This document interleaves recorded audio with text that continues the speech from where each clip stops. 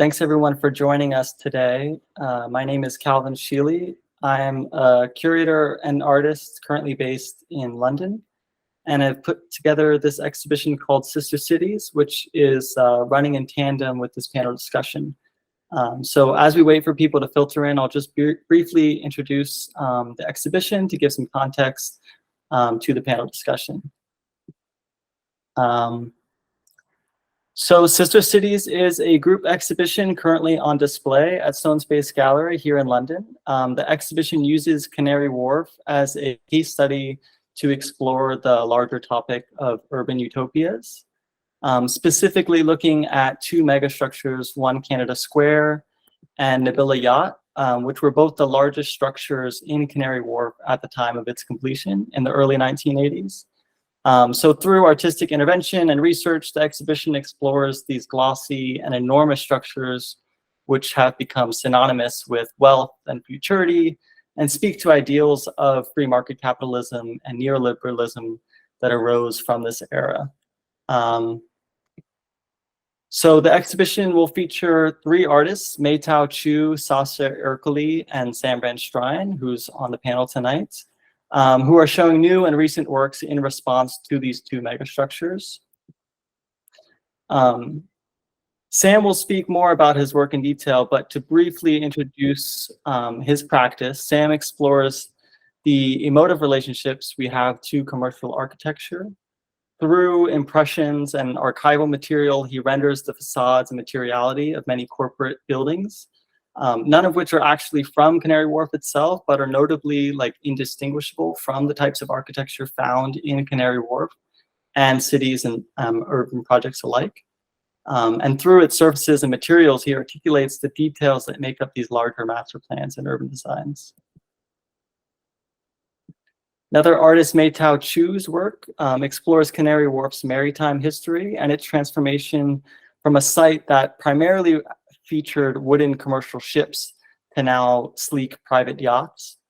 Before Canary Wharf, what it is today, it was one of the largest commercial shipping docks in the 1800s. And it is one of the greatest importers was the Canary Islands, which is where it gets its name, primarily bringing over sugar, slavery, and tobacco. Mei-Tao's practice explores this history by making this piece, which references a type of French dessert called an île flottante, which translates to a floating island. So sitting atop this decadent boat-shaped dessert is two canary birds made from a delicate sugar. And lastly, Sasha Erkoli's practice, installation explores this idea of the lobby as a sort of performative liminal space between the private and public realm, using One Canada Squares in particular as a point of departure to consider the way lobbies are designed to both elicit and prohibit human interaction within a space. So she's made these works almost to blend into the surrounding background of the gallery, pulling out these seemingly innocuous details such as signage that indicates elevator entryways and turning them into an almost aesthetic object to be looked at rather than to sign or to denote.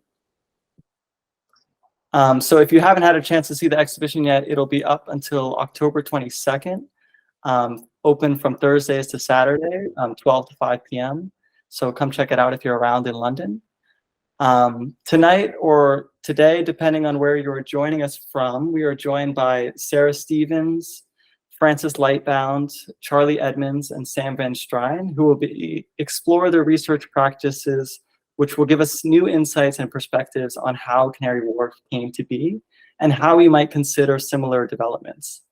So just to give a brief intro and bio of each panelist, Charlie is joining us from London. He's a London-based designer and writer working across the fields of architecture, climate transition, and political economy. He is a graduate of the University of Cambridge, where he co-founded Future Architects Fronts with Priti Mohandas. Charlie is a system designer at CIVIC SQUARE in Birmingham, where he works to demonstrate the potential of grassroots retrofit and a developed urban climate transition. Through FAF and CIVIC SQUARE, Charlie's work seeks to establish emergent forms of anti-capitalist organizing situated within the reproduction of the built environment. Frances Lightbound is an interdisciplinary artist, and she's joining us from Chicago today. And she's an artist and curator whose work poses questions around the organization and delineation of urban space and the regulation of bodies within it. So working within at the intersection of printmaking, drawing, sculpture, and architecture, Lightbound turns over the material, spatial, and social and linguistic roles of designed objects and structures, examining ways in which elements of a built environment work to produce physical and psychological space, and how these objects materialize and support the functioning of more abstract systems such as law, capital, and property ownership. Using grids and other modular systems as the foundation structure of and point of departure in the studio, her work seeks and encourages moments of fracture, fluidity, or ambiguity in seemingly fixed systems of organization and meeting. Frances Lightbound lives and works in Chicago, where she is a faculty member of the School of Arts Institute of Chicago. Sara Stevens is an architectural historian and associate professor of architecture and urban design history at the University of British Columbia in Vancouver.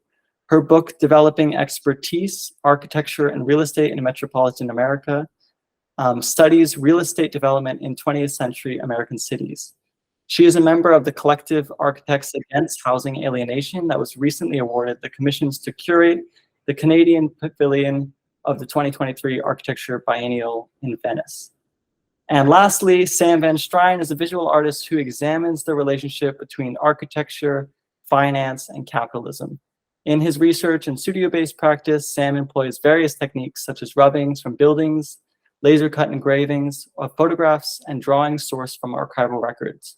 Sam's artwork has been showcased internationally, including the Stone Space in London, the John David Mooney Foundation, Chicago, the Cuesman Gallery in Seoul.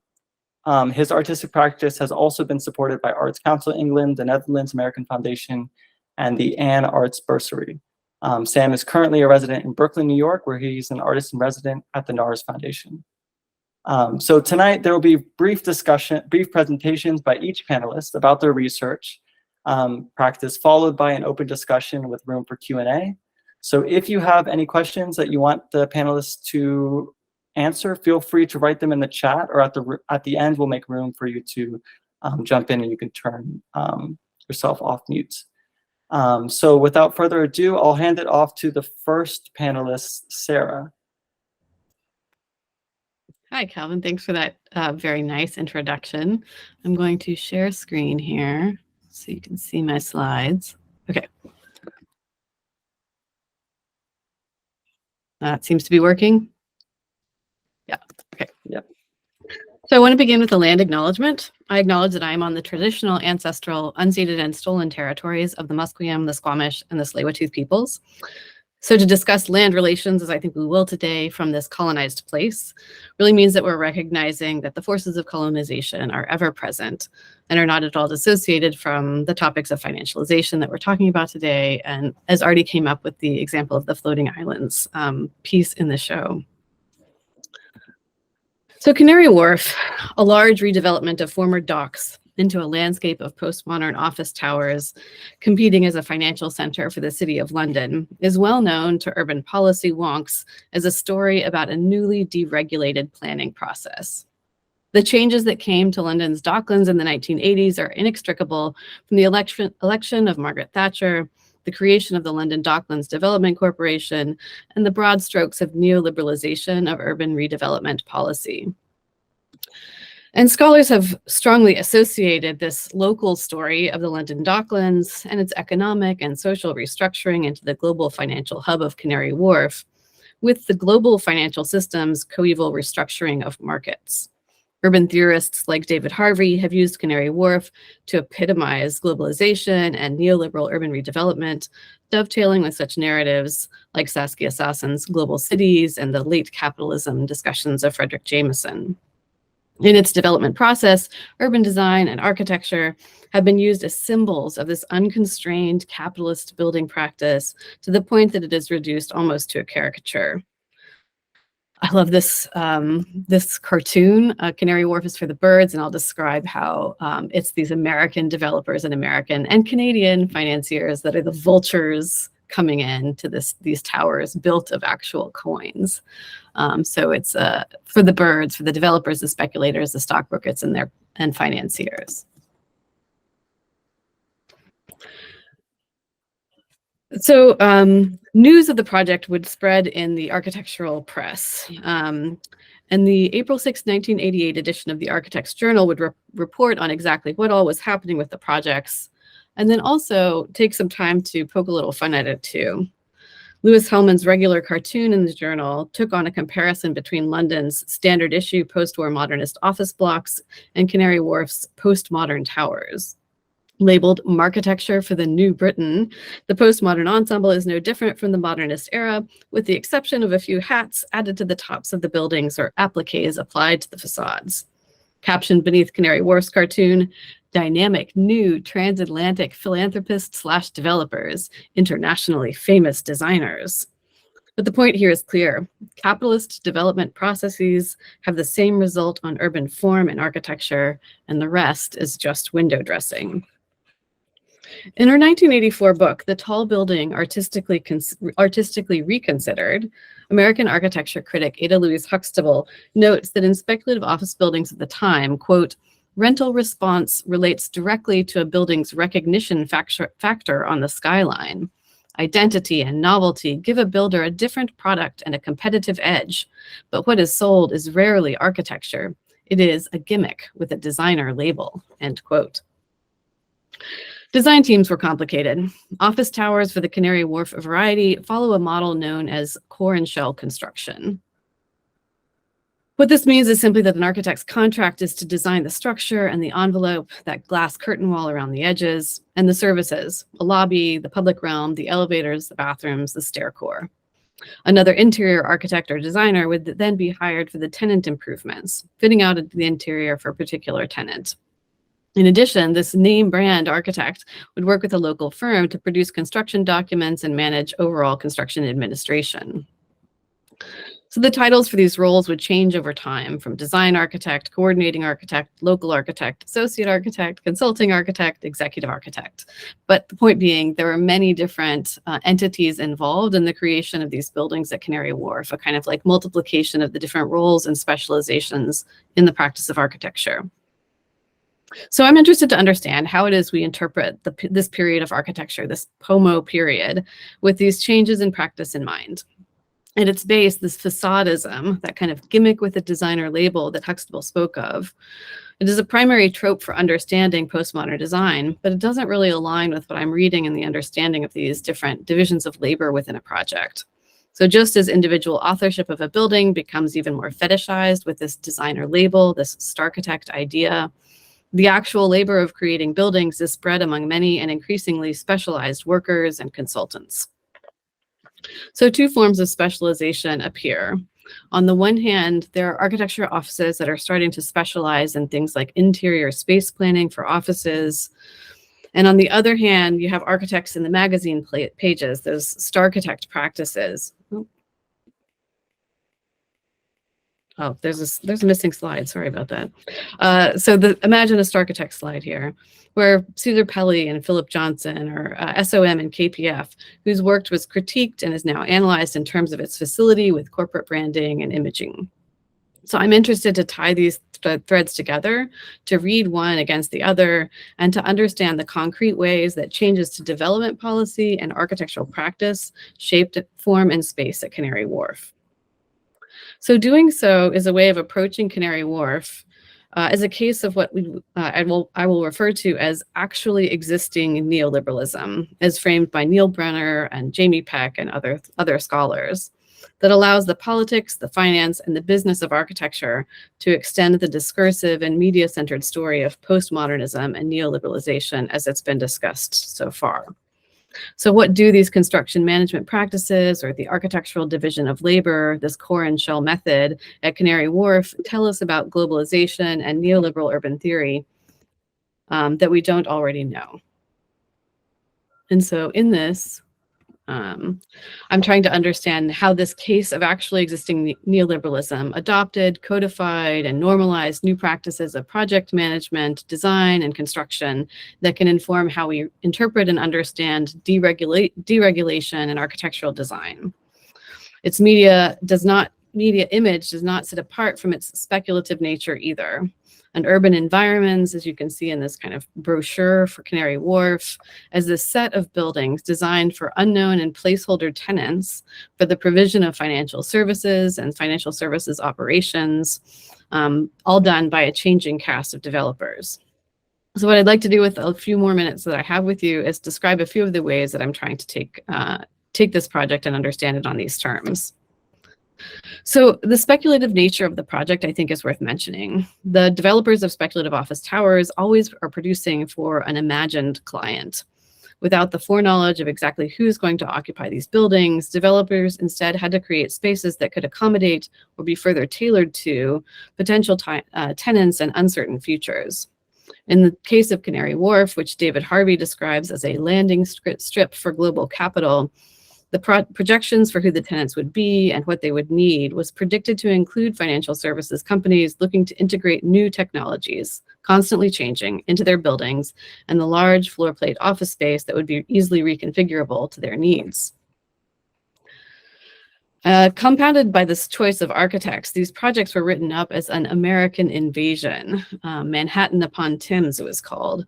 But practically speaking, the American architects were especially competitive in the market for office buildings in the 1980s and 1990s in London. And in post-war decades, British firms had focused on housing and post-war reconstruction projects, whereas some American offices had started to specialize in office design. The specialization in office towers with these large floor plates could integrate these technology services, heating and cooling. This was understood as a kind of expertise that American firms had, but it was equally important to those hiring the architects was actually the speed of construction. So the faster the building could get built, the sooner it could start to turn a profit. But British building systems were seen, like their planning regulations, to be calcified and in need of upgrade.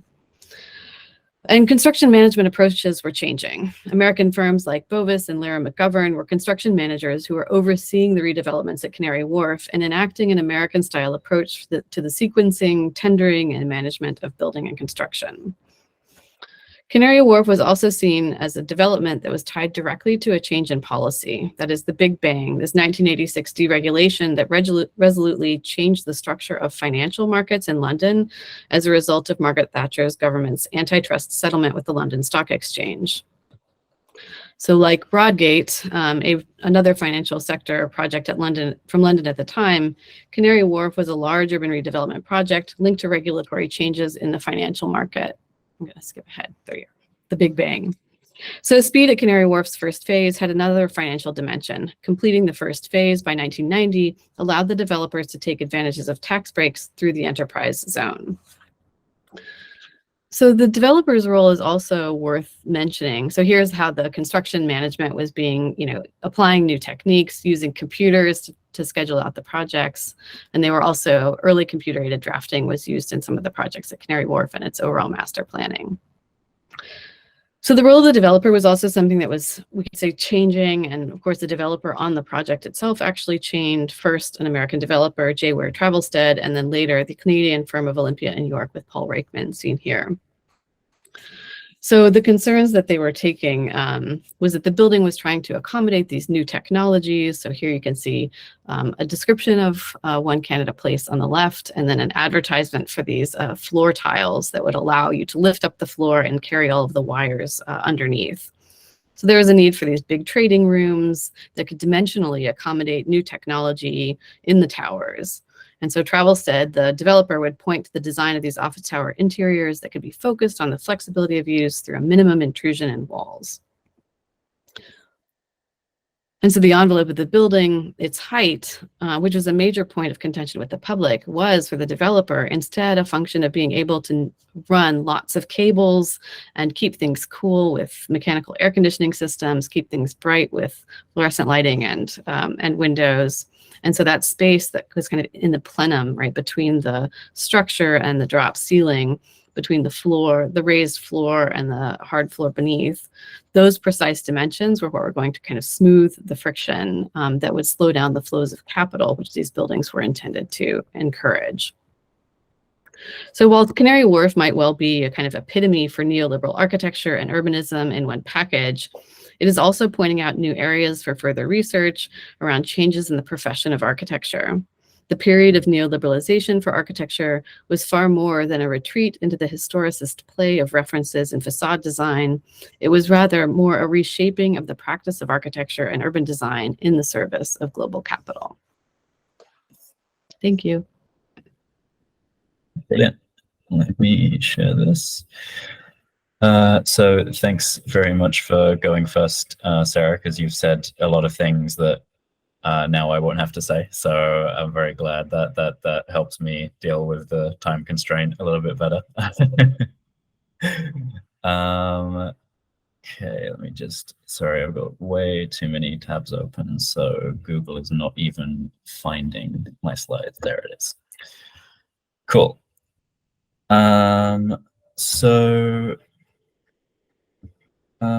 Actually, sorry, like I said, too many windows here. Let's try that again.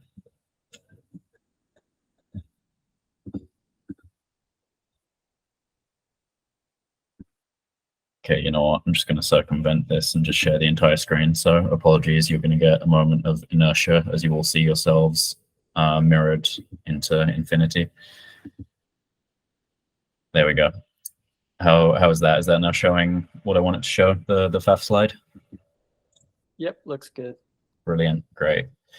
Cool, okay, so I think hopefully what I'm going to talk about has a sort of complementary role next to what we just heard, because what really interests me about spaces like Canary Wharf is how it, I suppose, aligns with a larger history of the core driving factors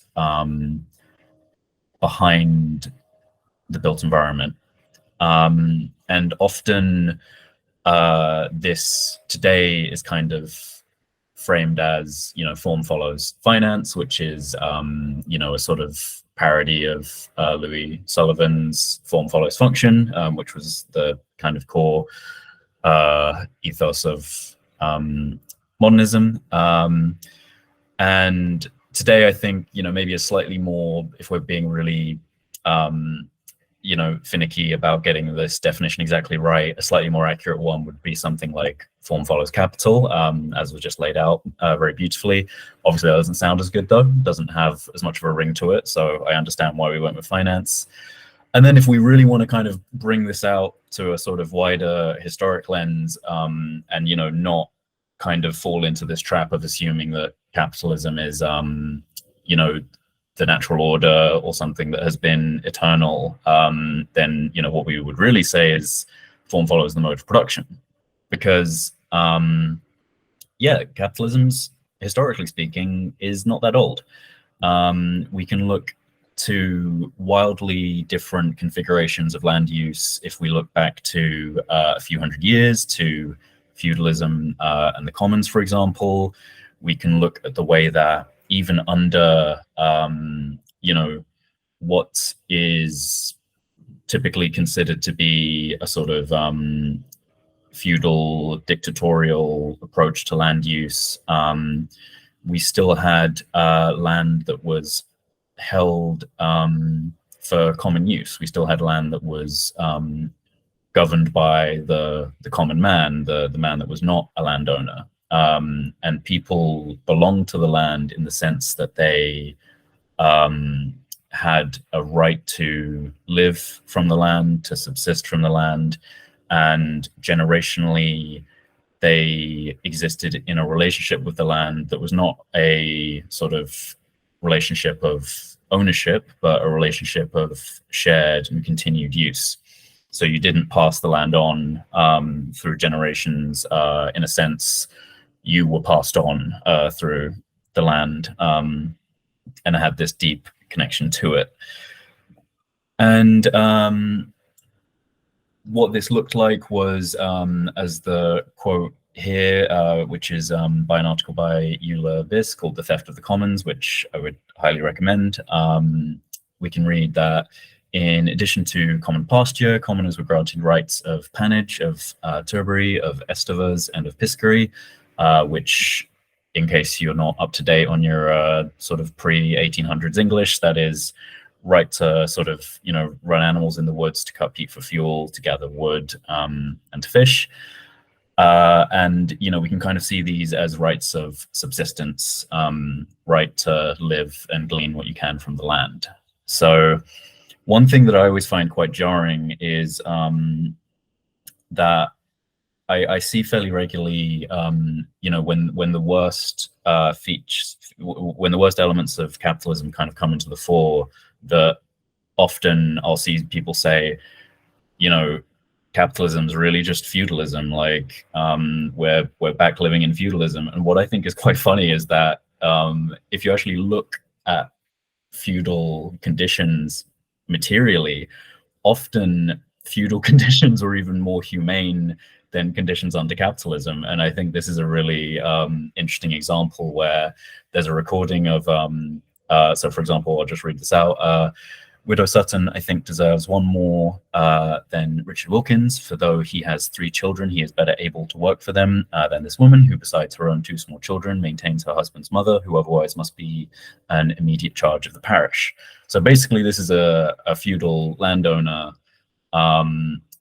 deciding how land is going to be utilized, not based on sort of you know, pure extractivism, but according to some sense of necessity and need for the land. So this is, like I said, a kind of interesting thing where sometimes I think we're so overexposed to the cruelty of capital that we kind of assume a sort of like progression of justice, when often extractivism has merely found more insidious ways to sort of permeate day-to-day life. And this sort of brings us to talk about capitalism. So capitalism is, you know, quite often believed to be something that emerged from feudalism, in the sense that capitalism had an innate advantage as a mode of production over feudalism, because capital is not bound by time or land, whereas feudalism was fundamentally tied to the land. So you start to see, as part of the enclosure of the commons, which we talk about it as a single event, but it was a series of enclosures that happened over the course of hundreds of years, that this common land and this feudal relationship to the land was gradually broken down. And this is where this sort of anonymous poem from the time captures really well. So the law locks up the man or woman who steals the goose from off the common, but lets the greater villain loose who steals the common from the goose.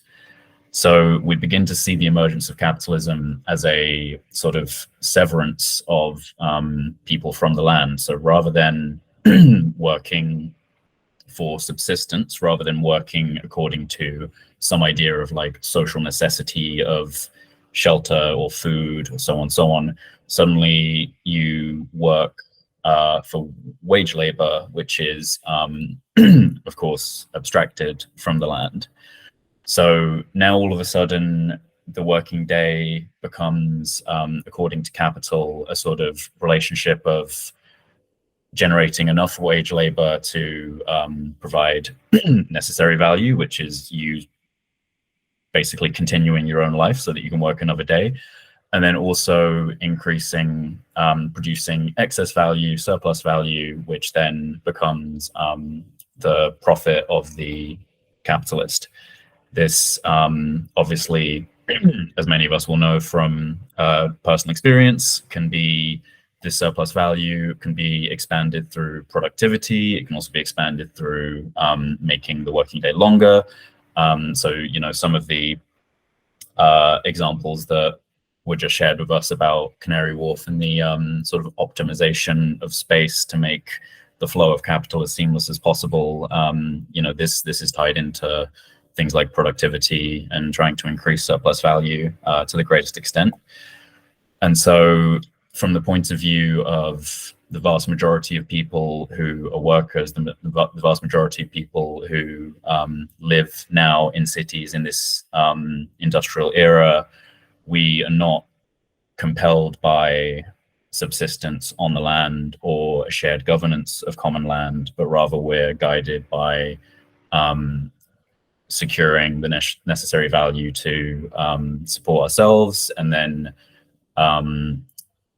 we are also compelled to produce surplus value for the factory owner, the business owner, so on and so on. And a much nicer way, a much quicker way to think about this, at least, is this meme where the guy, I don't know if you can see this, is saying, my co-workers and I produce $3 million worth of goods every year. The materials and utilities cost 800,000, the tools cost 200,000, and all of us combined get paid 500,000, which means that there's 1,500,000 being paid to someone who didn't contribute to the work at all. Oh fuck. So that's a nice snapshot of what all of that means, essentially, in terms of how the mode of production now is geared towards the creation of surplus value rather than subsistence. And so what this means in terms of the built environment is that we, you know, people are literally disconnected from the land through enclosure. They are compelled to move into cities as the only way to sort of secure wage labor to support themselves and feed themselves. This additionally has profound implications on what it means to live together in the built environment and housing. Capital at this point of industrial capitalism still requires a labor force to be in cities. So even though they are very much, you know, inhumane condition housing a lot of the time, there is still provision of housing for the working class in urban centers, which we can't necessarily say today. And then that brings us to, I suppose, the sort of contemporary form of late stage capitalism we find ourselves in. And I'm just going to share a couple of, I suppose, insights from, you know, my experience of living and working in London in the architecture field of some examples, I think, that really communicate the nuances of like how the political economy shapes the built environment today, as opposed to how the political economy and the mode of production shape the built lived environment in, you know, these previous sort of eras that I spoke about.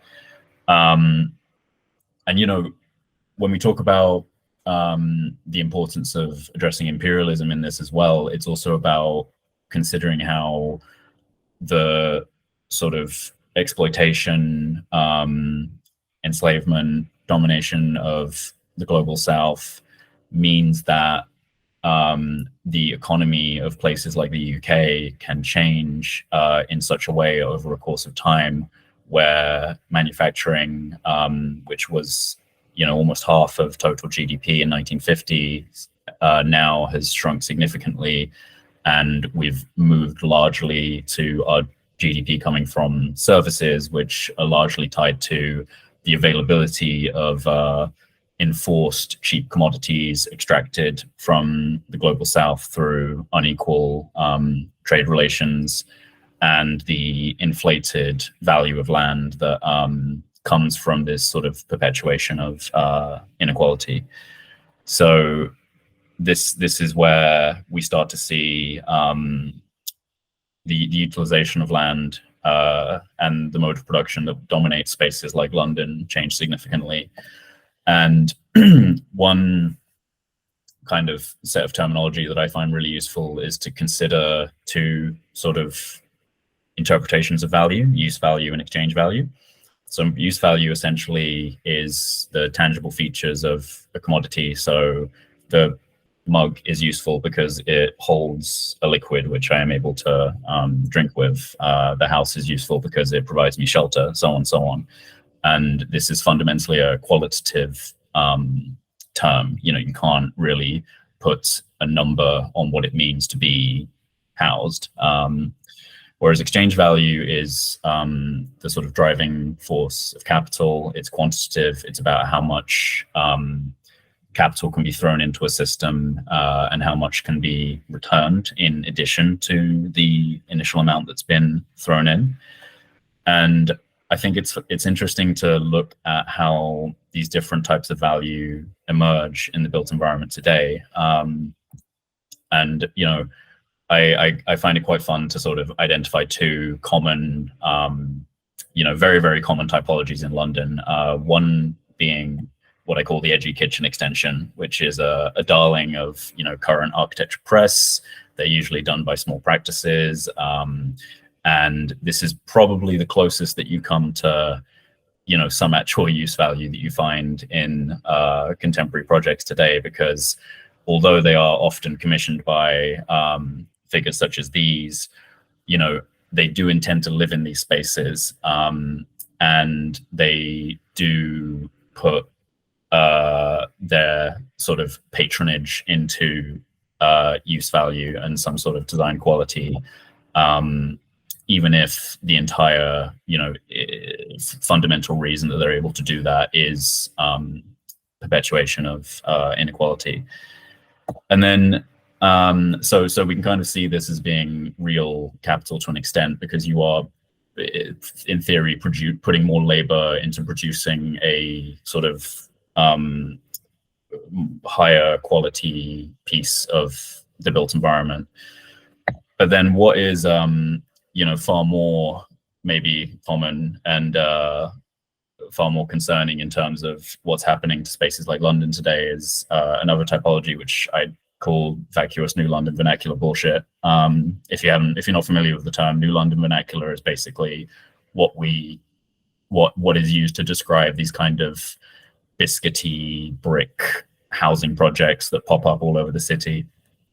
And it's kind of important to understand that these are certainly not driven by use value, because these buildings are atrocious. They are often brand new and are falling apart within a matter of years. These buildings are purely created as a means to capitalize off of the inflation of land value, and their sort of usability, their use value as housing is completely negligible. So this is an example of how, yeah, today we're seeing housing and, you know, much development of city centers like London and other cities as basically vehicles to drive real estate speculation, which we can also kind of see as fictitious capital. So there's, you know, where the capital is coming from a belief and a promise of future land value inflation. It's not necessarily coming from any additional value being created through more labor. So this is why we have housing bubbles and things like this, which burst when actual real value catches up to, in theory, value that's sort of promised through fictitious capital. And so that brings us to our sort of, you know, big boy friend here, the kind of focus of today.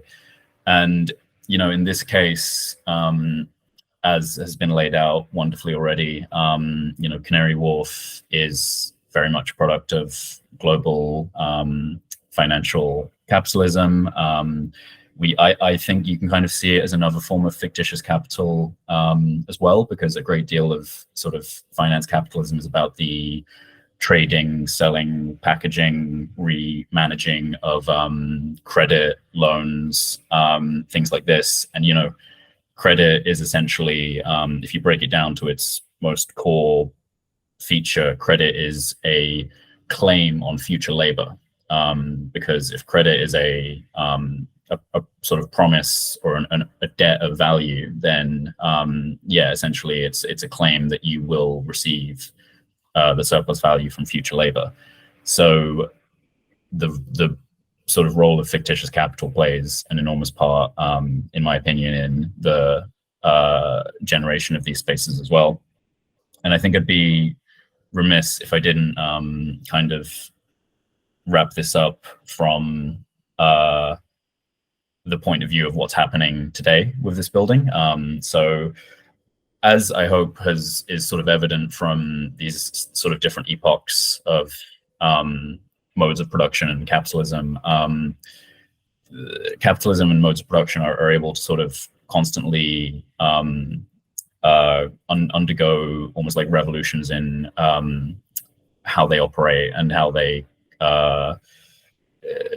fulfill their sort of core function according to social, technological, cultural developments, etc. One development that we see is the availability of sort of remote working and things like this now, which has led to an example of like inter-capitalist competition now, where you have the sort of rentier capitalists who are desperately hoping to fill these enormous commercial buildings, you know, in order to sort of perpetuate their role in wider capitalism. But then you have the financial capitalists who essentially have got to the point where they're saying, we don't need this building. We can better pursue our role of securing surplus value by sort of reducing this rentier expense. So you have an interesting example of capitalist sort of inter-capitalist competition here. And to sort of leave things off, I think it's really important as well to hold all of this not only in a social framing, but also in an ecological framing.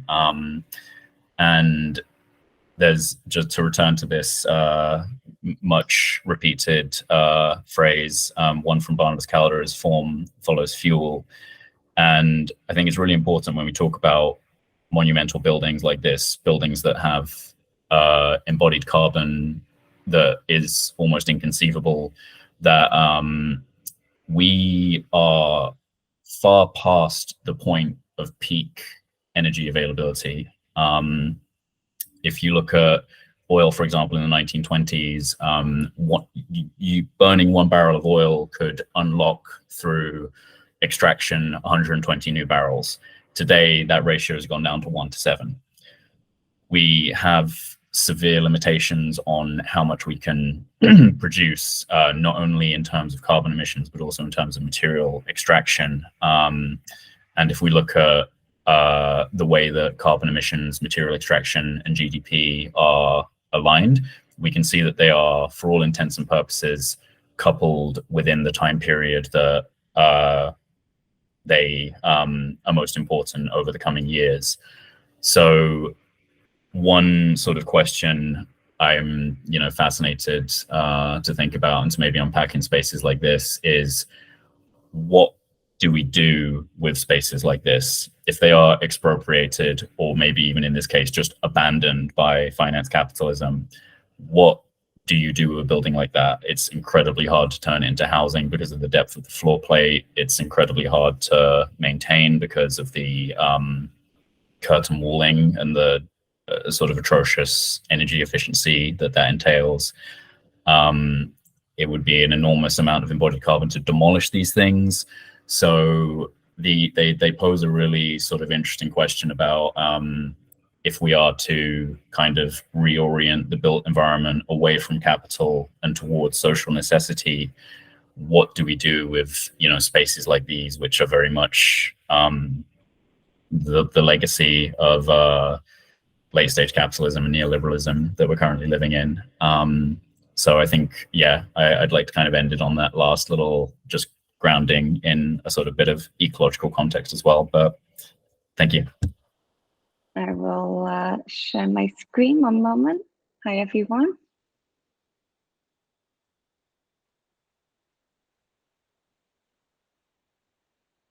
All right, just to check, can you see that okay?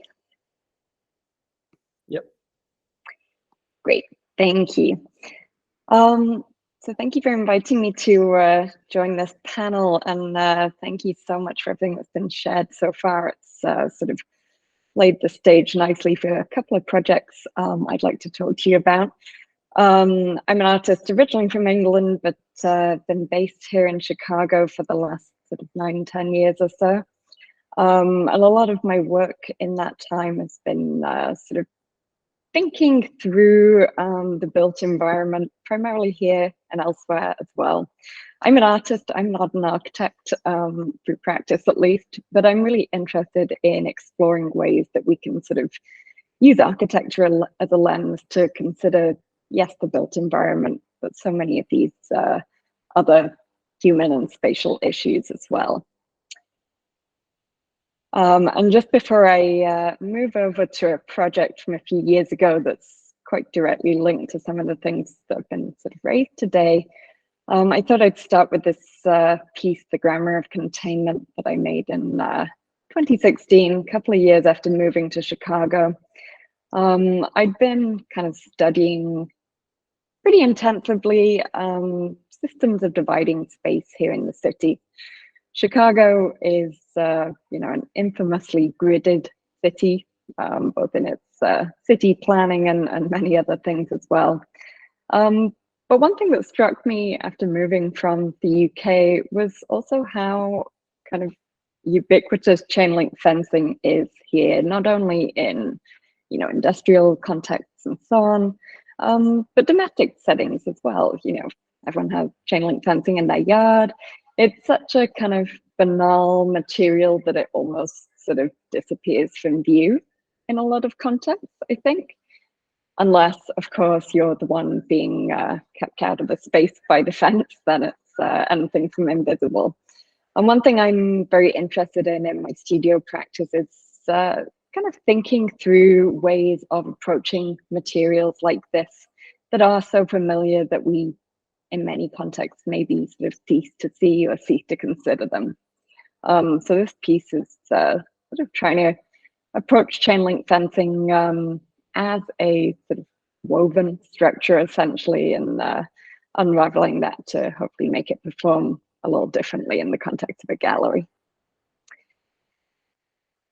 When I was initially reading the context of the 50 Cities exhibition and thinking through the context of this panel, though, the project that really kind of came to mind to share is this one, Lot Lines, which is an installation of 64 photo etchings, also from 2016. These are based in photographs all taken by me in downtown Chicago of these property line markers. There's one of the prints you can see a little closer on the right-hand side. And before I show you more of the prints, I'll show you a few of the source images and related ones. Someone pointed one of these property line marker plaques out to me shortly after moving here. And I was kind of fascinated by the fact these are truly sort of hiding in plain sight. These are, I don't know, maybe 6 to 8 inches across, generally speaking. They're inlaid in the pavements or the sidewalks, as we'd say here. All of my photographs that were translated into the etchings are from around about a square mile area of Chicago's downtown, known as the Loop. This is the sort of central business district. And the vast majority of these markers that I've found are a lot of them outside financial institutions and buildings, other commercial buildings, offices as well. But from what I understand, these markers, which maybe someone will correct me, I've never spotted these in the UK. I'm sure these are present in London as well. I found them in New York and LA, San Francisco, and so on. But as I understand it, these markers started to become a little bit more common, sort of from the 1960s onwards, generally speaking. I think partly as a response to architecturally more buildings, you know, having these sort of seemingly public plazas, forecourts, and so on, that are actually privately owned property. SRM being one of the firms, I think, that sort of drove that trend. And also, you know, especially here in the US and elsewhere, 1968, great deal of civil unrest and so on. And so you get these commercial properties really looking to sort of lay out where their ownership extends to. And I was just so struck, as I say, by the way these markers are sort of hiding in plain sight. There's so much crap all over the floor here that you just don't notice them. And it's really common for, you know, the firms who've laid the concrete of a sidewalk, say, to lay very similar looking plaques just with their kind of business name into the pavement. So these particular markers really don't jump out. But this panel has been a nice prompt for me to revisit some of my prints and kind of remind myself and match back up the buildings that they're actually sited outside of. When I made these works, I was kind of most interested in the sort of relationship of this type of marking to the sort of broader urban condition, more so than really kind of digging into which building was which. But I'll kick us off with a plaque that's outside one of many SOM buildings here in Chicago, SOM headquarters here. This one's outside of 33 North Dearborn. Another thing that kind of struck me when researching these little plaques is, you know, the relative lack of standardization, both in their visual language and even in some of these sort of legalese that you've got laid out there. This one struck me especially though. The owners of this property are pleased to allow the public a revocable license to use this private sidewalk area. Well, thanks. Some are much more simple. This marker outside the 55 West Monroe building, another commercial office building designed by Helmut Jahn. This one outside of the IBM building by Mies van der Rohe. Another SRM building here, the Inland Steel building, also in Chicago's Loop. I was also struck while researching, and this is just sort of weeks of me kind of tramping around with my eyes glued to the pavement. So many of these markers are like completely unreadable. And I was curious as well about sort of where the legality lies around these things. Chase Tower, that's another financial building here by Perkins and Will. And that brings me to the end of those lot lines prints, but just to quickly jump back to show you the full installation of those. There's 64 prints in total, some very kind of readable, I would say, others showing traces where markers appear to have been removed and so on. So I'm interested, as well as in the sort of documentary approach here, I'm interested in sort of fraying the edges a little bit, questioning what happens when either our understanding or the physicality of these sort of systems breaks down. And the 8x8 grid that these prints are installed in is a reference to the urban environment of Chicago. Chicago is, the urban planning here is designed so that there are 8 city blocks to the mile. So in theory, if you know the starting point, you can figure out precisely where anything is based on just the street address.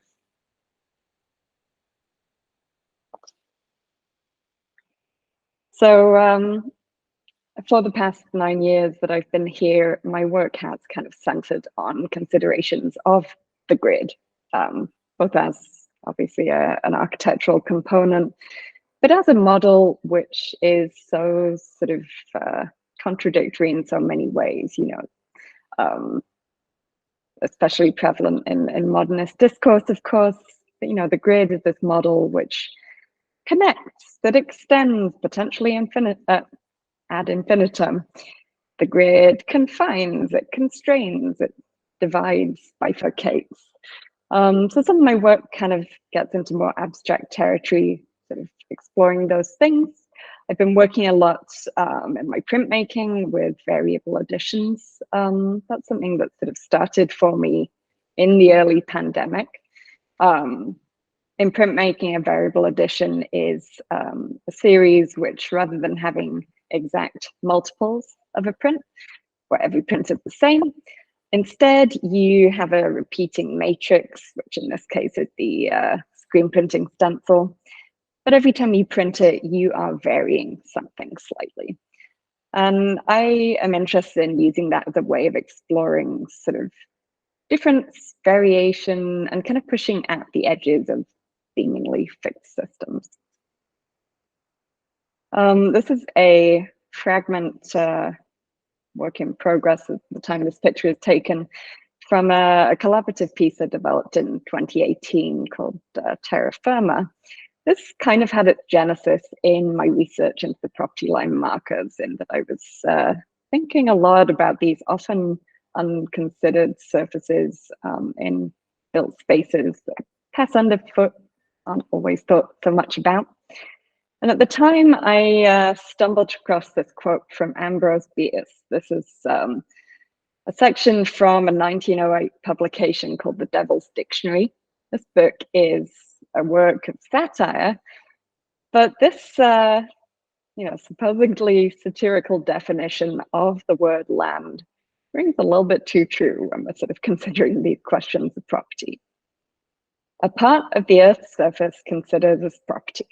The theory that land is property subject to private ownership and control is the foundation of modern society and is eminently worthy of the superstructure.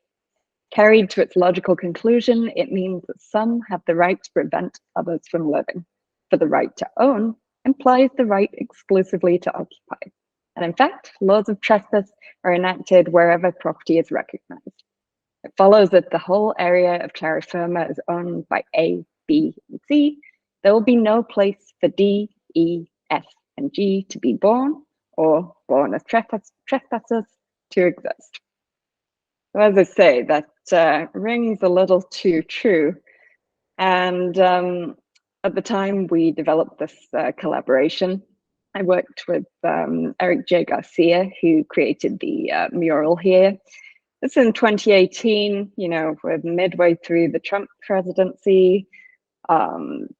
This is the time of, widely publicized atrocities at the US-Mexico border.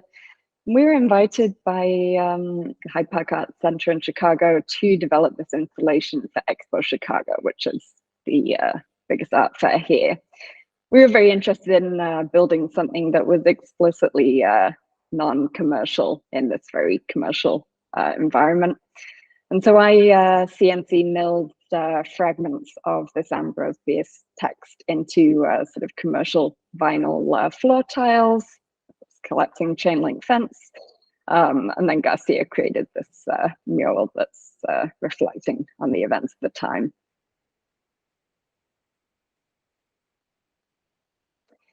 I'll move a little quickly here because I want to make sure we can hear from Sam, whose work's actually in the show. But I'm very interested when considering these gridded, highly coded urban environments such as Chicago and indeed parts of London, and thinking about what happens when bodies inhabit these spaces and which bodies are permitted, encouraged, and allowed to use spaces, which behaviors are promoted and permitted in built space. And just finishing with a few images of more recent work. This past year, I've been working a lot with these heavyweight graphite rubbings that become almost sculptural as you build up a sort of relief surface.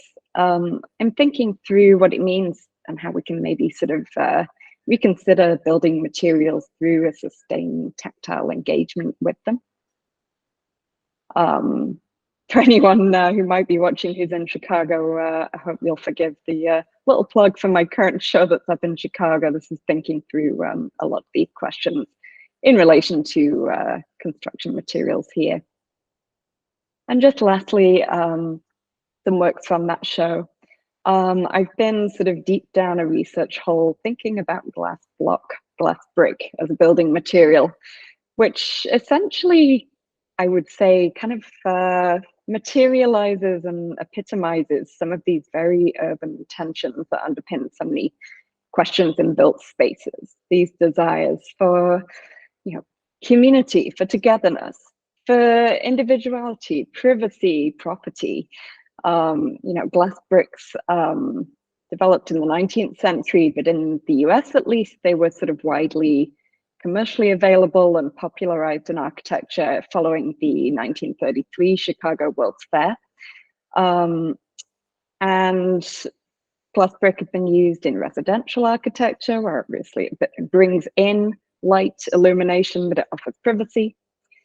Used widely, of course, in industrial architecture. Privacy is a benefit. It's also noise deadening, fireproof, easy to sanitize. And in commercial building, interesting that especially in the 30s, when all of a sudden many middle classes have cars all of a sudden, for a commercial building, the glass brick allows your building to become a kind of beacon. It's the translucent sort of masonry, which is bringing people in. It's attracting eyes rather than providing privacy. So I'm really interested in glass block as a material that sort of speaks out of both sides of its mouth, you might say. These screen prints, again, are variable additions. The photographic image is printed back on itself at slight angles to create these sort of moire interference patterns. I'm interested in pushing objects and images of objects through these kind of material transformations so that they both become a little bit less like themselves, but also perhaps in this case behave a little bit more like the thing they're referring to. A glass block itself has two panes of prismatic glass that refracts the light as it passes through. And likewise, these prints use the sort of gridded pattern of the halftone, which is how you screen print a photograph. Printing it back on itself, it becomes sort of more distorted through that angling. I will wrap up there. Thank you.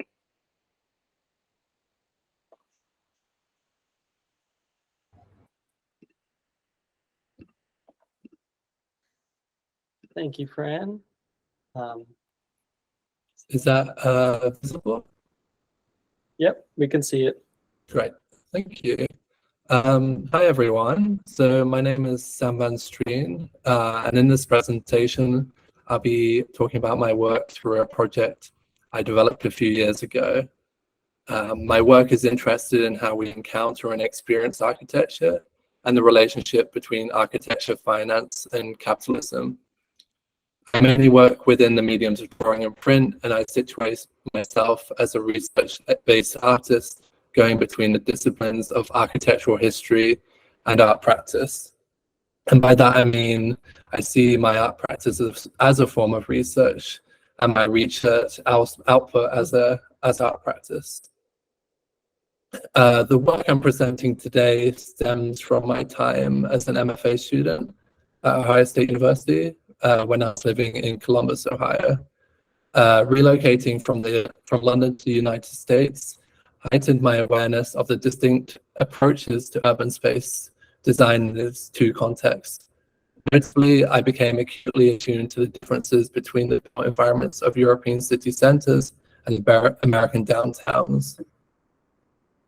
What struck me most profoundly was the influence of corporate architecture on shaping both public and private spaces, ranging from semi-private parks to privately owned public plazas, like Fran was describing in her work. In my endeavor to connect with this new place that was becoming my home, I embarked on walks and bike rides through the downtown areas.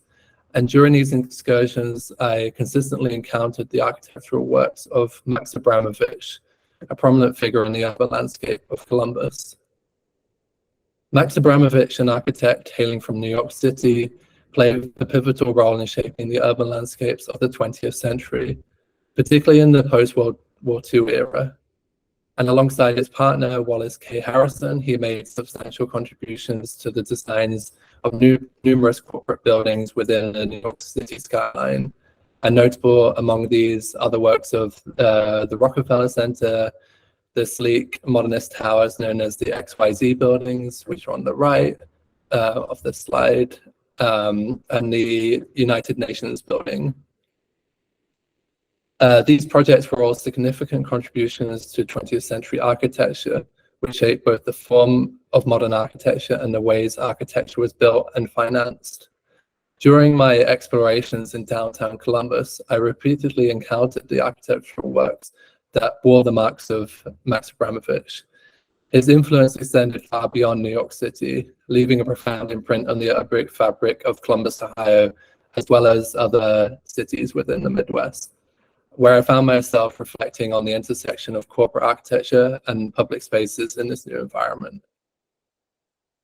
One of the buildings that marked the later stages of Max Abramovich's career was the American Electric Power Building in Ohio.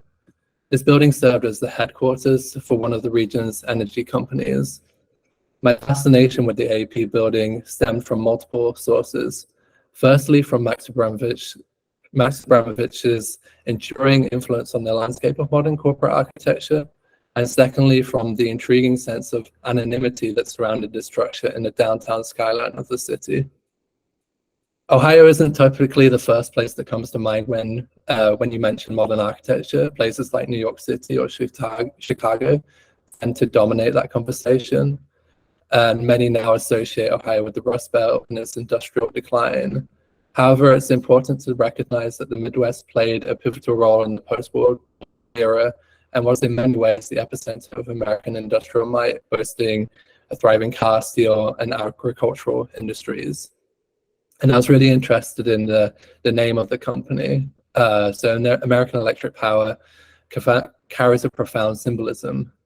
So the company was originally known as the American Gas and Electricity Company and underwent a name change in 1958, becoming American Electric Power, which I kind of see as this mindset of American optimism following the war and underscoring the region's historical significance in shaping the nation's industrial landscape. Unlike some of his more renowned creations, the AEP building didn't stand as a grand spectacle or a symbol of modern architectural innovation and corporate prominence. Instead, for me, it appeared as a seemingly ordinary and unassuming fixture of the city skyline, almost blending into the urban fabric in some ways. This unobtrusive quality, contrasting with Abramovich's more iconic and monumental designs, like the ones I showed earlier, prompted me to ponder the significance of such understated corporate architecture and its place within the broader context of urban spaces.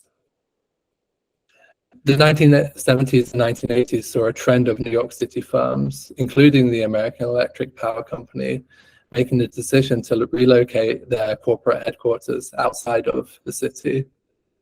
This migration of corporate entities intrigued me as it held a direct connection to my daily life in Ohio through the utility bills I paid and the energy I consumed. As the AEP building stood as a tangible manifestation of this corporate presence that intertwined with my routine existence, I sought to engage with it on a deeper level, which led me to engage with the structure of the building itself and the broader implications of corporate architecture within the landscape.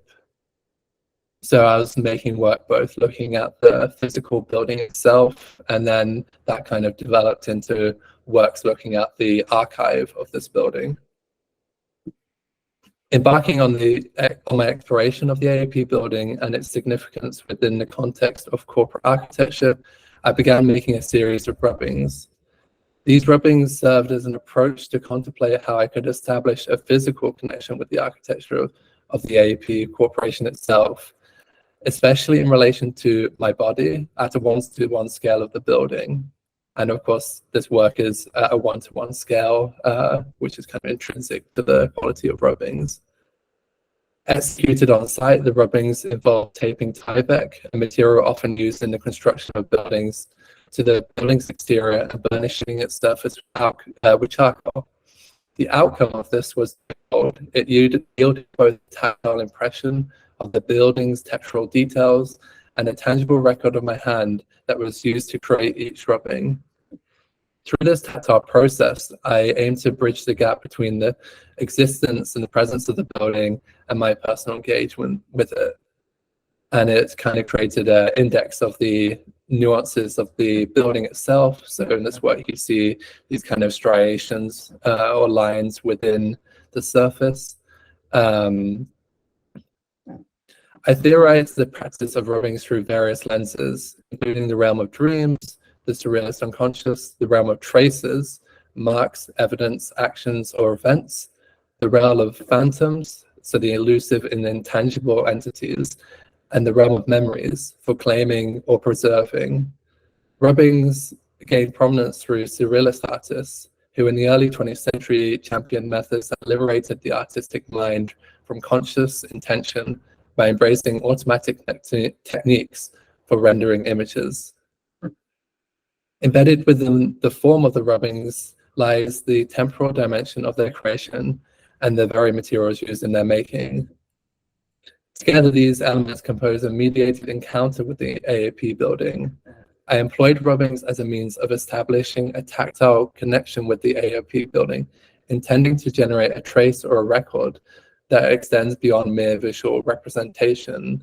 These drawings relied on touch and sensation rather than replicating visual details, embodying what I think of as a shadow of contact. This expression, shadow of contact, resonates with me because it evokes the idea of the shadow cast by both corporate architecture and the expansive influence these corporate entities exert. Just as the rubbings capture the building's essence through tactile engagement, the shadow cast by corporate architecture extends beyond its reach, leaving a mark on the urban landscape and the lives of those who live within its shadows.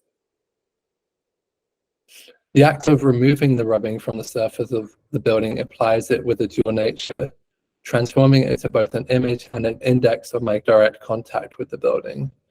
Rubbings exist in a state of constant flux between, hovering between presence and absence, wherein their elusive and intangible qualities become integral to our perception of what once was the surface of a building. This complexity intensifies when we're looking at the rubbings from various distances. The distinct texture present in the concrete resulting from the concrete panels are permanently captured within the rubbings. When viewed from afar, these rubbings take on the appearance of a building, a wall, or a structural element, masking their abstract nature. Yet, upon closer examination, their formal and abstract qualities come to the forefront, inviting viewers to contemplate the intricate relationship between the and the architectural substances they represent. So here you kind of see almost like a shifting in and out of focus with the rubbings, and even through the creation with my hand. Once I returned the rubbings to the studio, I mounted them onto wooden panels, and the design of the wooden panels raises them from the wall. The suggestion is that the rubbing is a fragment, and it gives a certain character of the building without attempting to replicate it in its entirety. So this last part of my process is using a laser cutter or a CNC machine, which is inscribed into the surface of the rubbings, and it's sourced from a photograph of the AAP building itself. This photograph is from the same section the rubbing is taken from, and the raised impression of the building's surface produces the lines of the trace, which is then etched into the rubbings. This technological mediation brings another tactile representation of the surface of the building, which can both be experienced as simultaneously abstract and real, detached from, and in relation to the building. The second part of my presentation examines how I utilize the archives of the AAP building and its architect as a means of gaining access to this private structure. Within these archives, I found a wealth of resources, including the architect drawings, plans, and photographs. My primary objective was to physically visit the archive, allowing me to interact with the original materials and gain insight into how the architectural firm documented its work. As I delved into the AAP building's history through these archives, I increasingly realized the significance of representations that exist independently of the physical structure itself. I became aware of the contrast of scales between the archive and the building. The archive, in essence, serves as a critical juncture where my research practice informs my artistic pursuits. This occurs through the process of observation, analysis, and documentation, and these all inform the creative work within the studio.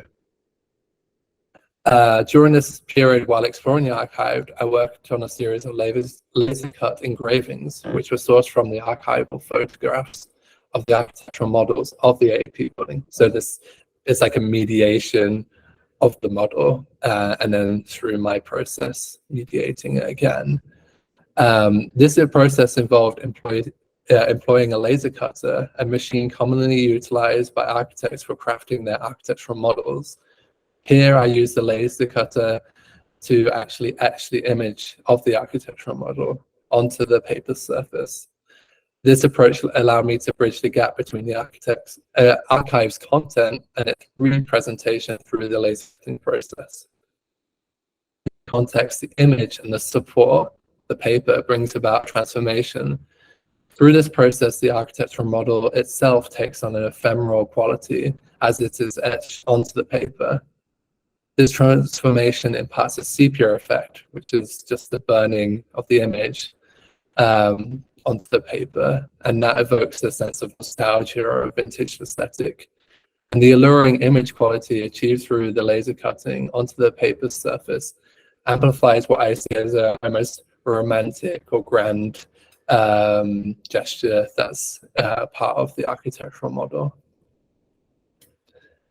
Despite the dramatically stimulated sky in the background, for example, in this image, what we see of the actual model is rather unassuming, rational, and devoid of warmth, and usually devoid of human presence. The building model seems detached from its urban surroundings, entirely divorced from its city context. This visual disconnection from reality distorts our perceptions of the city, encapsulating a sense of disenchantment with the world that surrounds it. And this is just a zoom in of one of the images from this series. And continuing with my exploration within this project, I was looking at the archives and texts found within the Columbus archives of the Columbus Dispatch, which is the city's newspaper. And this served as the public announcement regarding the construction of the AAP building. This text not only contextualizes the corporation's relocation from New York City, but also sheds light on the site chosen for the building's construction, offering an anticipatory glimpse into the forthcoming AAP building's appearance in Columbus. This textual component intrigued me because it opened up a new dimension for my work beyond the confines of traditional visual representations, such as photographs, models, or the physical building itself. And through this text, we are compelled to assemble and construct a critical understanding of the building that extends beyond its physical presence, fostering a deeper engagement with its architectural significance. This text was critical to this work, and it was published in 1980. And that was like 2 years before the building was completed. This particular text served as the official announcement of the AAP building's construction, bearing the headline, AAP to build tower on Marconi Boulevard. The article provides detailed information about the building's location, the chosen site, the proposed structure, and the broader context that led to its inception. But it offers no critical or analytical interpretation itself. Yet hidden within the text are glimpses of depersonalized labor practices emblematic of modernity, such as the statement, the Surface Corporation has about 1,500 employees in New York, with at least 1,000 scheduled for relocation in Columbus. However, the intricate mechanisms of power, the intricate dealings of over land and people remain shrouded in the shadows. So this text doesn't really talk about all of the dealings that made this building as such. And similarly, the AAP building itself is quantified in numerical terms. The entire structure will contain 760,000 square feet, 24,000 square feet per floor. Beyond these figures, the text, through its revelations about the AAP building and its workforce, unveils a deeper truth. It reflects the colossal influence that corporations exert over both individuals and the physical spaces they inhabit. The text from this article also did include a rendering, which was in the form of a microfilm that I scanned and then made into this screen print. And this rendering was an idea of what the building was to become, but there's differences in the rendering and the architectural model we saw previously. And what I thought was interesting is that this actually was the only instance that I found where the building was situated within the urban landscape, whilst everything else that I saw in the archive kind of negated the surrounding city. The rendering featured in the newspaper stands as a unique representation of the AEP building. Notable for its contextual placement within the city of Columbus, this rendering holds particular significance because it captures the moment when the design was first unveiled to the public.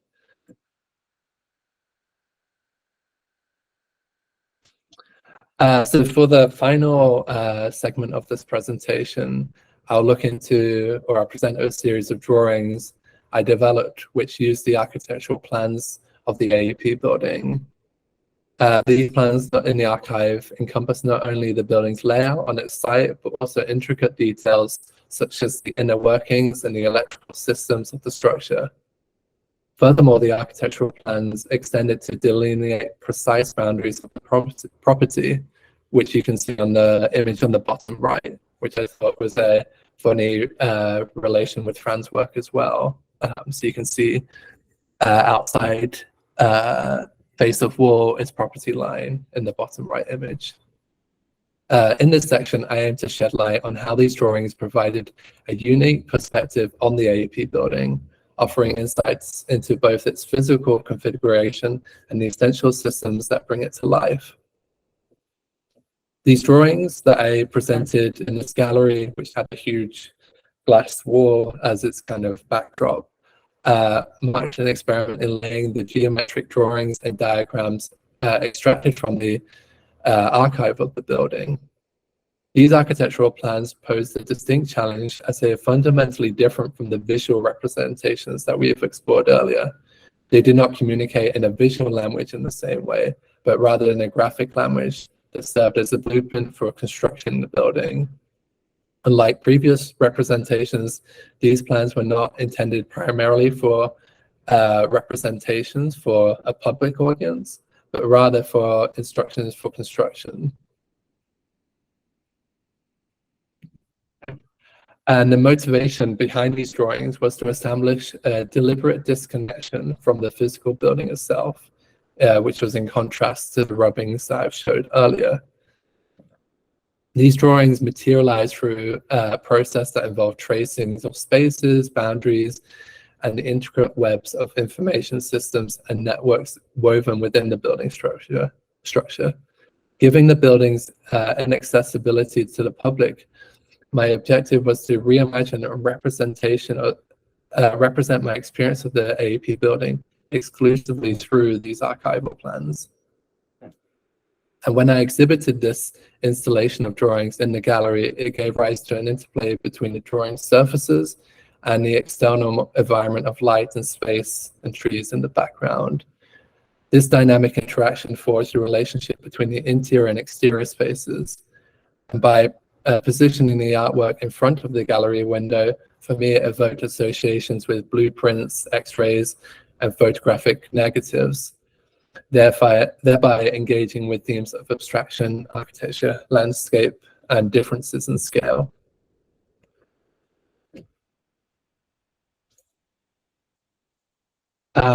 So this concludes my presentation.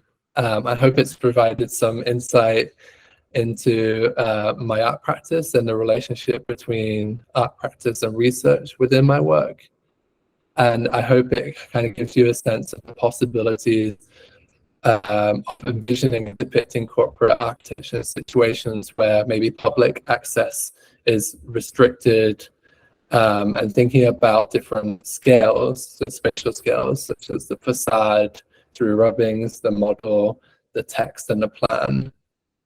And this project remains an ongoing influence on my practice. So it's one of the reasons why I wanted to show it today. and shapes my understanding of how we experience, or how our experiences and the archives of these buildings collectively contribute to the perception of corporate architecture. Thank you. Oh. Cool. Thanks so much, Sam, for your presentation. Really appreciate it. It's been so great hearing how all of your practices overlap and inform one another and contextualize one another. I'm not sure how we wanted to, did you want to leave room for us to ask each other questions or straight to attendees, Sam? Yeah, I think, does anyone have a question off the bat in the group? I don't know what I have as a question, but I have some thoughts that try to string us all together. So I could throw that out there and we could see if there's anything we want to do with it. So Sam, I was thinking about your presentation and how you were talking about essentially, you know, kind of corporate architecture. And I was starting to wonder, you focused so greatly on the building, about the kind of surrounding context, which those drawings started to show, and that property line piece that's in there. And I was thinking of a book called Pastoral Capitalism by a landscape historian, Louise Mozingo. And I think it's a great kind of connector for us because it does talk about the kind of way in which outdoor space or kind of shared public spaces become kind of, you know, through that lens of landscape, are another way to start thinking about corporate practices and finance and, you know, all of these questions. And it drew me back to thinking, you know, of course, Francis, of your property line images, those photographs that you show that are so direct and kind of trying to read that and connect very clearly to this history of privately owned public spaces, POPs, as they're called. And it made me, Charlie, then think about how we're going from a kind of discussion of like a transformation from the commons to the POP or to POPs. You know, from this idea that there is a kind of shared collective resource to something that looks more like, you know, kind of private corporations getting to decide when this revocable, you know, use of space can be allowed or not allowed, which I think also helps us to think about the different rights that come with property and ownership that maybe we could tease apart a little bit, you know, rights to use, rights to build upon something, you know, rights for, you know, access to air or light, all the other kinds of ways that you can divide up the bundle of rights that come with property ownership that I think are really, really fantastic. But I also think, you know, Charlie, your kind of call to us all to remember the kind of embodied carbon and kind of climate perspectives on these. I think even that pastoral capitalism kind of lens helps us to think about where do we put that in this kind of discussion. And then I'd want us to kind of keep thinking too about, you know, the relationships, these same kinds of power imbalances that everyone I think has pointed to in different ways between labor and buildings and public and kind of power of capital, about colonialism and its legacy in these places, and how do we deal with those kinds of power imbalances too, because I think that's another piece that's at play in all of this work.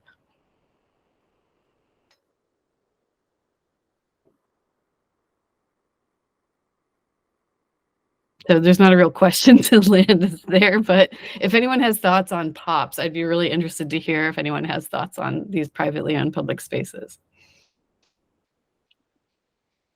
Well, thank you so much for that book recommendation. I've written it down and I'm going to definitely track that down because I think that's such an interesting kind of possible route and jumping off point to sort of think and rethink a lot of these topics. Thank you for all those thoughts.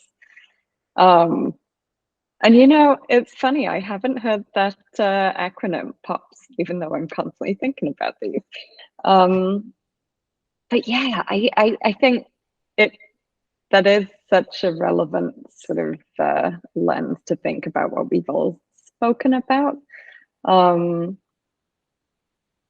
I guess the one thing I would maybe add, which I think has been implied or directly touched on in some way by everyone, but I maybe wasn't as explicit as I might have been with it, is, you know, the role, sorry, not just of you know, capitalism in terms of these financial institutions and the sort of architectural developments, but in terms of the public use of these POPs, it not just being about kind of, you know, when you can use the space or when your right to use the space might be taken away.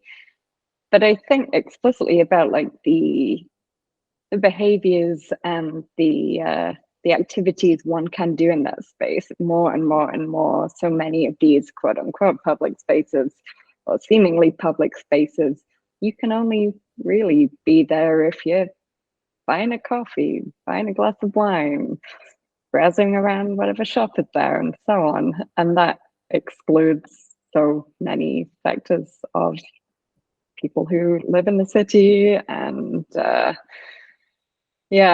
Charlie, you mentioned, I forget exactly which slide it was on, but you mentioned the desire to reduce friction, in these architectural spaces in relation to Canary Wharf. And I think that's kind of what's missing from these pops, the ability to have a friction-full, if I can coin that term, sort of experience of inhabiting space without having to just smoothly glide through, tap your phone to pay for your coffee, and then get out of the way. And that was definitely not a question, just a brain dump, so pardon me. But thank you, Sarah, for prompting those thoughts. Fran, I might jump on that point of, especially within art practice, to think what kind of work can be made in those spaces.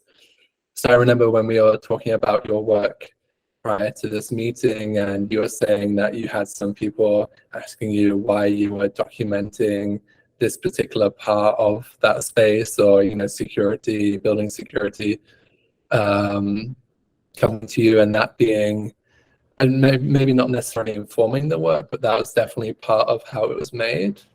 And something that I didn't really talk about in my work was that initially, before starting these rubbings, I was thinking about video as a form of documenting these spaces, and that almost being a whole thing within itself, because recording through video of these spaces, you're often not allowed, or you're not given the rights to do that.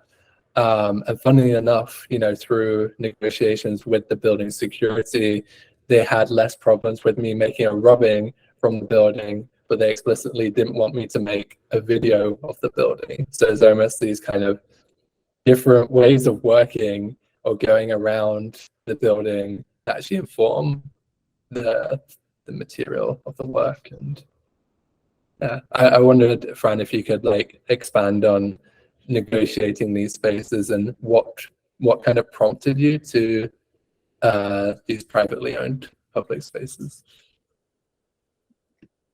Yeah, I think that's a really good point, and that's really interesting in terms of your experience with it being fine to make a rubbing, which is this direct physical contact, but not to take video, which is also so ironic given that every inch of our city space is so highly surveilled everywhere. But again, it's that question of who has the power to capture that moving image. Yeah, my experience that you referenced that we talked about, Sam, while taking all these photos in downtown Chicago on a number of occasions, had interactions with, building security and so on, all of which was fine. I had been aware going into this work, but came out even more aware of, my position of relative privilege as a white woman. It's much easier to pass, taking photos and, no ill effects coming of it than for other folk who live here. And, Chicago is an intensely segregated city, and you can't help but be so aware of such major ways that the built environment has kind of contributed to and reinforced that. It is interesting. At the time I made the lot lines work, wasn't personally working with rubbings. And someone at the time, I think, said to me, "Oh, you should go make a hand embossing." And I kind of thought, "Oh, I don't know. I feel like I'll get more pushback from the building security on that, just because it'll take longer." But to your experience, Sam, perhaps that's not always the case.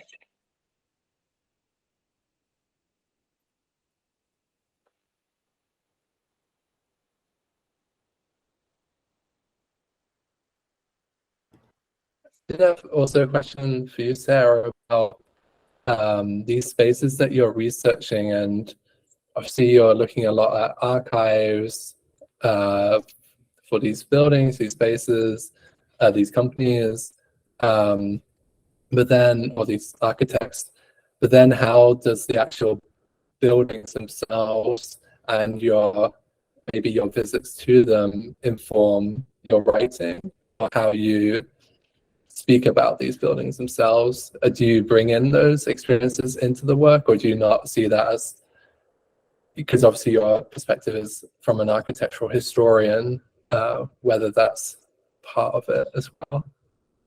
Yeah, that's a good question. Yeah, so, kind of expectations of the type of historical scholarship I do require, close working with the archives and diving into those records, which for this work sometimes is easy when I can have access to the architect's materials, and sometimes when I'm trying to get at the developers who tend to not leave archives behind, can be a lot harder.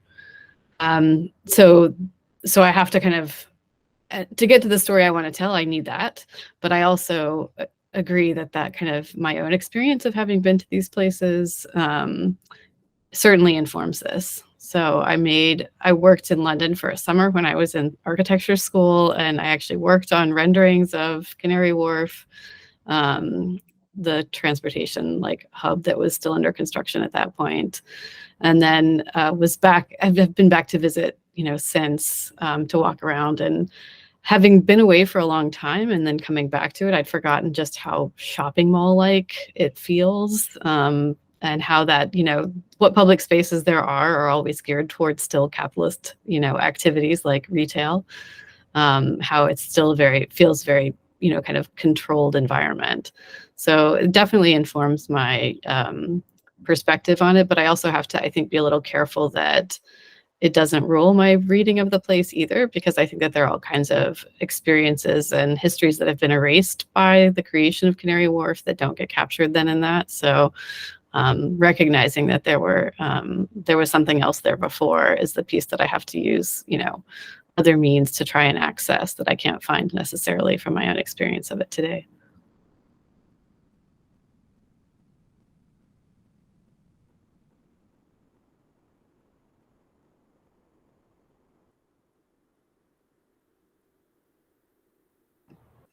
Are there any questions from the audience, or anyone who would like to write down a question in the chat?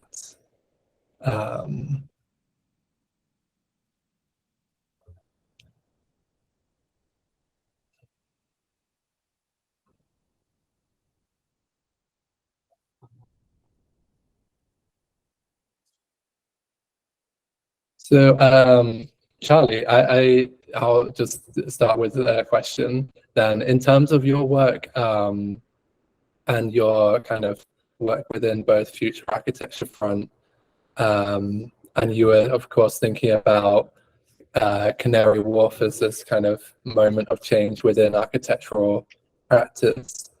How do you kind of see that shifting or changing within the future? You're talking about London vernacular and this being a new type of housing, or within the last 10 years, a type of housing that's very, very common. And do you see that it's shifting, and architectural practice shifting through that as well? Yeah, I mean, there's without a doubt been an enormous shift in architectural practice over the last 50 years. In some of our longer lectures, we show some slides that essentially demonstrate how in the 70s, about 50% of all architectural work was publicly funded, whereas today in the UK, that's less than 1%. So you essentially see this just straight line of the practice of architecture as becoming something that is purely at the behest of private finance and capital. So, and that's not something that's happening in a bubble. You can see that kind of across the board. You can look at how government spending more generally has become less devolved, how it's become more centralized. At one point in, history, like not that long ago, more money was spent by local councils than by central government, whereas now that's completely inverted. So I think essentially what you can see is through neoliberalism, the role of the architect has gone from a significant number of architects being people whose labor goes towards providing services and amenities for people based on social need. So public housing, public parks, public bathrooms, whatever, to now being mainly kind of just sort of extensions of the function of capturing inflating land value, basically, being kind of accessories to that, be that through kind of literally building something on the land, or in the case of some more contemporary sort of Starchitect type figures, through a sort of like marketing role. Like if you look at, the type of practices that work on like the line and like neon projects in Saudi Arabia, a lot of these projects will never be built. But they serve a sort of more like almost ideological purpose of selling a vision of what will happen to land in order to assist some kind of like political outcome that someone is working towards. So yeah, the role of architects has changed massively, and that's why also the conditions of architects have changed massively as well, because that loss of public work has also led to a sort of cannibalistic competition between architects, which has meant that architectural work now, if you're coming out of your undergraduate degree working in architecture in London, you're barely getting above minimum wage. If you work it out for like a 40-hour work week, you're barely getting above minimum wage. And if you actually calculate overtime hours, unpaid overtime, you're probably getting less than minimum wage. So it's not just the work that's being done, it's the condition of the workers. It's very much spread out throughout architectural practice. And, I guess from my point of view, what we are interested in as an organization is then how do you kind of lean into this moment, and how do you use this history and all of these topics we've been talking about to build class consciousness in a profession that has historically been comfortably on the side of capital, or comfortably, provided with public employment? And how then do you try and, like I said, build class consciousness, build solidarity with these people who don't really have any kind of professional memory of this, and then how do you try and build something like a labor movement in order to not only improve conditions of workers, but also, take back some modicum of leverage over what gets built and how and why. So from my perspective, that's kind of, I suppose, like maybe a bit of a behind the curtain on what it is to actually be in these practices doing this work. But yeah, it's a knotty, complex thing, but I think we've seen pretty radical change over the last even 5 years. Like in the last 5 years, we had the first architecture union in the US. We had an architecture union created in 2019 in the UK. We had, on the ecological side of things, Architects Climate Action Network was founded in 2019 in the UK, which has gone on to have massive policy implications and kind of global influence. Groups like Architects Against Housing Alienation, Sarah's work, all of this, I think, are things that give me a huge amount of hope that, finally we're maybe at this point where architects are actually starting to engage with the material conditions of their work.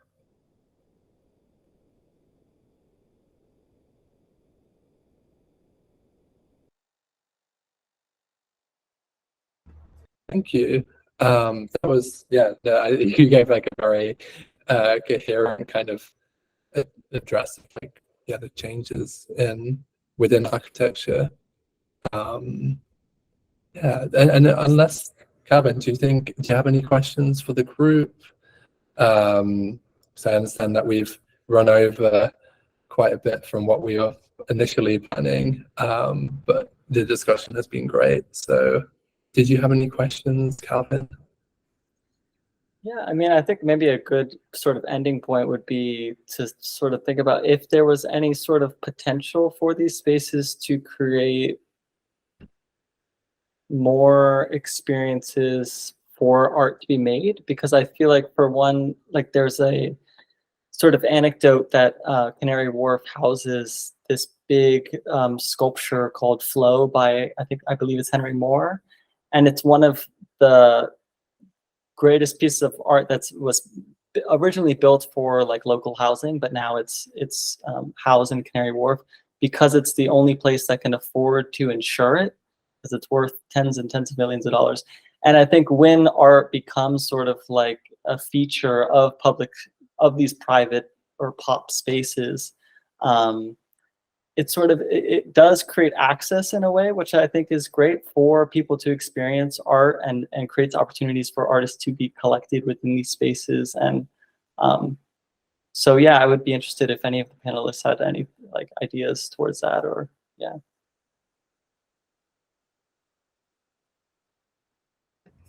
So future research project for me, when I someday have time, is to look into the art collections of life insurance companies, because I'm fascinated at how like certain art becomes kind of naturalized by belonging in certain kinds of collections, and the way that it communicates a corporate set of ideals with it is super interesting. And maybe the thing I would say, though, in response to your question, is that the kinds of art that you see in these highly corporate environments tend to be pretty disconnected from community and from place. And so maybe it's an opportunity to think about going back to like, how do we rebuild connections to place, to land, to culture, to people, that gets lost, I think. And a lot of that maybe does have to do with some of that friction that you were talking about earlier, Francis, that this lack of friction in these environments means that we can't have art that has a whole lot of meaning to it, because it's not allowed to have any kinds of friction. But at the same time, another thing that popped up in my head earlier in this is Occupy Wall Street was in a POPs, a privately owned public space, right? And so there are also ways in which these spaces can be misused, or can be sites for other kinds of protest activity, or kind of counter activities to happen, that I think maybe we just need to make sure that that's always still possible somehow. And I think a relevant discussion there as well is the, dialogue and action that's been happening the last few years around monuments and public space. I think it's hard to kind of fully separate that out from that discussion. And there's lots of ways, well, I don't think we can get too far into that, but